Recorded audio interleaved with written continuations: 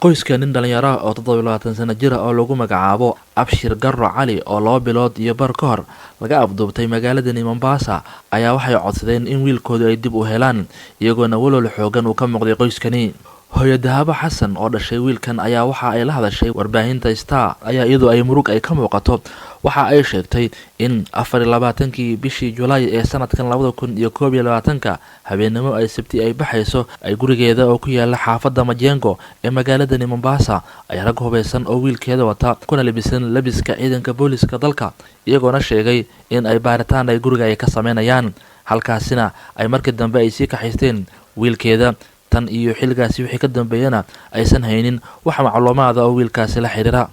waxay iga qaadeen wiil bay iga qaateen wiilka iga qaateen waxay igu dhaheen waxaan u wadnaa markay ii soo galeen waxay dhaheen anaga booliis waaye naga furmaama iridaan ka furay way soo galeen waxay weydiiyeen ma aragtay boorsada lacagta keena liigu dhahay boorsada lacag gurigay ma taale boorsada lacag qof haastama ihi aniga qof miskiin aan iska ahay oo ma aragtay meeshan ilma kale aan la jooga ilmaheydina aaba male ma aqaan aniga boorsada lacag ku jirta ma hayo markaasuu igu yiri ma aragtay guriga inspection aan ku dhufanayna inspection ka sameeyaan dhaayada boorsa ku aragtiina qaata guriga inspection ka sameeyeen gurigii bay qaseen wax dhan bay soo daadiyeen ilmihii baa wada carareen oo wajigooda waxa ku xiran bahal oo kaatuna madax libaxay soo gashteen maskay soo gashteen marka anigii waan isku wareeray wiilkii waa oo ilaa wiilka ay weydiinayeen gaarigu ku jira wiilkana waxay igu dhaheen nin Rama la dhahay aawe Rama rabna anaga Rama ma aqaani aaniri Rama ma taqaanid Rama ma aqaani markaan iri wiilkayga gaariga ka soo booday asoo qaylinay hooyo wali haasta buu igu dhahay markaan aan ku iri markaan anna waa soo booday markaan soo booday wiilku isku ugu dudubay way dileen way garaaceen jirkayga dhamboog way hadaan.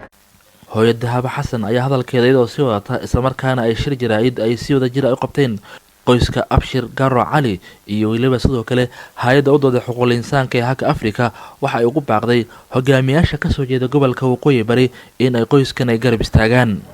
waxaan ka cabsanayaa walaalahayga dawladda ku jiro barlamaanka ku jiro inay iga nacaan cunugayga ogoon waaye 2 bilood uu maqan yahay 4 beri maanta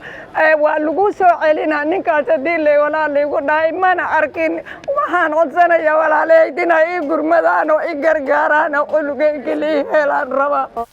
agaasima ku-xigeenka hay'adda u dooda xuquuqul insaanka ee Haka Afrika Salma Hamad ayaa iyadana waxa ay sheegtay in ay arintan ay tahay arin aad iyo aad looga murugoodo waxana intaasi ay ku dartay in ay u gudbin doonaan dacwadaha noocan oo kale ay soo batay maxkamadda caalamiga ee adduunka ee ICC-da.